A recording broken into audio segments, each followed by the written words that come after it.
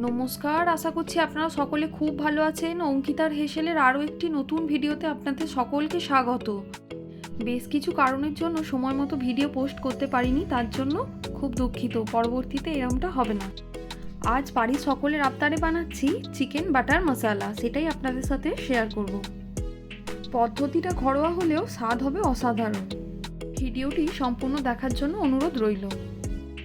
চলুন তবে দেখে নেওয়া যাক। আমি এখানে 1 কেজি মতো চিকেন নিয়েছি। উইথ বোন চিকেনই নিয়েছি, আপনারা চাইলে বোনলেস চিকেনও ব্যবহার করতে পারেন।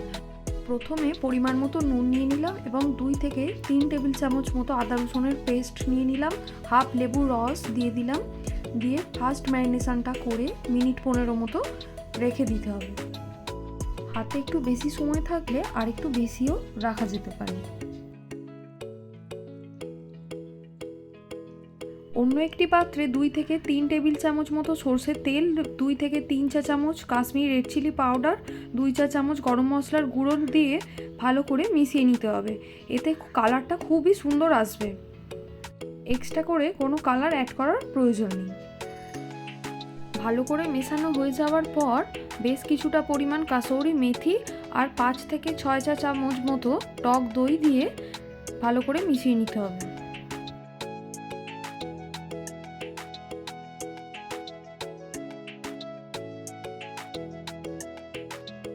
এইরকম একটা সুন্দর টেক্সচার নিয়ে নেওয়ার পর মশলাটার সাথে আগে থেকে ম্যারিনেট করে রাখা চিকেনটা ভালো করে মিশিয়ে নিয়ে বেশ কিছুটা সময় রেখে দিতে হবে।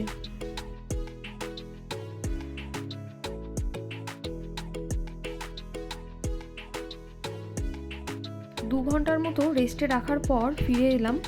তারপর অন্যদিকে একটা গ্রিল ফ্রাইং প্যান ওভেনে বসিয়ে নিলাম। গরম হয়ে যাওয়ার পর বেশ কিছুটা অয়েল ব্রাশ করে আগে থেকে ম্যারিনেট করে রাখা চিকেনগুলো টিক্কার মতো করে ফ্রাই করে নিতে হবে।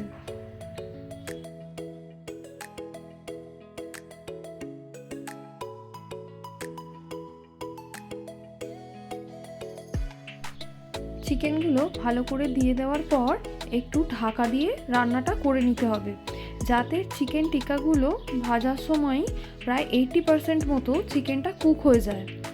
আর 1.5 থেকে 2 মিনিট মতো একদম না নাড়াচাড়া করে ঢেকে রেখে দিলাম, যাতে একটা সুন্দর কালার ধরে যায় চিকেনের গায়ে। এদিকে চিকেন টিক্কাগুলো রেডি হতে থাক, অন্যদিকে গ্রেভি প্রিপারেশনটা করে নেওয়া যাক। কড়াইটা গরম হয়ে যাওয়ার পর 2 টেবিল চামচ মতো সাদা তেল দিয়ে দিলাম। আগের থেকে প্রায় বড় সাইজের 6 থেকে 7টা মতো টমেটো কিউবস করে কেটে রেখে দিয়েছিলাম, সেটা তেলের ওপর দিয়ে ভালো করে নাড়াচাড়া করে ভেজে নিলাম এবং অন্যদিকে টিক্কাগুলো হয়ে যাওয়ায় সেগুলো প্লেটে তুলে নিলাম। আবারও টমেটোটা একটু নাড়াচাড়া করে নিয়ে বেশ কয়েকটা পরিমাণ শুকনো লঙ্কা, আগের থেকে মিডিয়াম সাইজের 2টো পেঁয়াজকেও কিউব করে কেটে রেখেছিলাম, সেটাও দিয়ে দিলাম। দিয়ে ভালো করে নাড়াচাড়া করে একটু নরম হয়ে আসা অবধি ভালো করে ভেজে নিতে হবে, যতক্ষণ পর্যন্ত কাঁচা গন্ধটা যায়। তারপর কিছুটা পরিমাণ কাজু, পরিমাণ মতো নুন, রেড চিলি পাউডার দিয়ে ভালো করে নাড়াচাড়া করে আরও খানিকটাক্ষণ ভেজে নিতে হবে। পুরো জিনিসটা ভালো করে মেশানো হয়ে যাওয়ার পর এইরকম একটা স্ট্রেকচার হয়ে যাওয়ার পর 1 কাপ মতো জল দিয়ে ভালো করে নাড়াচাড়া করে আবারও জিনিসটা মিশিয়ে নিয়ে ঢাকা দিয়ে 2 থেকে 3 মিনিট মতো কুক করে নিতে হবে। গ্রেভির জন্য মশলাটা রেডি। এবার গ্যাস ওভেনটা অফ করে ঠান্ডা হতে রেখে দিলাম বেশ কিছুটা সময়। অন্যদিকে চিকেন টিক্কাগুলো সব ভাজা হয়ে গেছে। ঠান্ডা হয়ে যাওয়ার পর এবার ওই মশলাটা গ্রাইন্ডারে দিয়ে একটা স্মুথ পেস্ট বানিয়ে নিতে হবে। যেহেতু আমার পেস্টটি বেশ স্মুথ হয়েছে, তাই আমি আর আলাদা করে ছাঁকলাম না। আপনারা চাইলে একটু ছাঁকনি করে ছেঁকেও নিতে পারেন। কড়াটা গরম হয়ে যাওয়ার পর কিছুটা পরিমাণ সাদা তেল এবং 2 থেকে 3 টেবিল চামচ মতো বাটার দিয়ে দিলাম। ছোটো এলাচ, দারচিনি দিয়ে দিলাম আর 2 টেবিল চামচ মতো আদা রসুনের পেস্ট দিয়ে ভালো করে মশলাটা কষিয়ে নিতে হবে।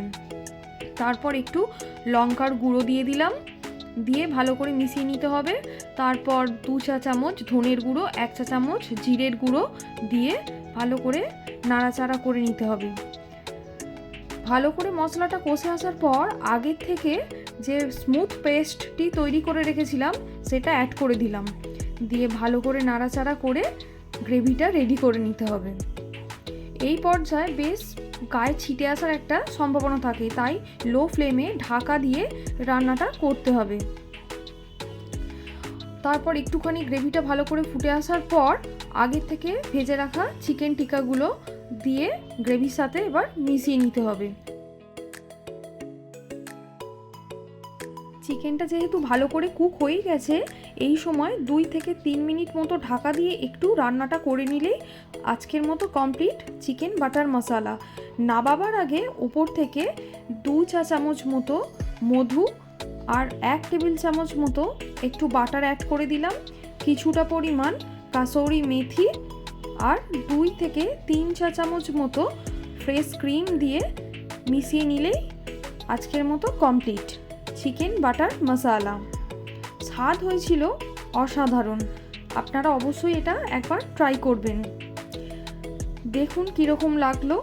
ভিডিওটি যদি ভালো লেগে থাকে অবশ্যই চ্যানেলটি সাবস্ক্রাইব করবেন, একটি লাইক করবেন এবং কমেন্টে জানাবেন কেমন লেগেছে। দেখা হবে আবার পরবর্তী ভিডিওতে।